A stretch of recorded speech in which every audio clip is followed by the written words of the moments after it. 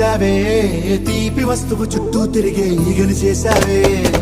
చీచీ సిగ్గలేని మొగుడు కారండాయ్ గుయ్ గుయ్ గుయ్ గుయ్ అంటూ మీదికి రాకండా వై గంపెడి పిల్లలతో ఇంటిని నింపావే సాపా దిండు సంసారాన్ని మేడెక్కించావే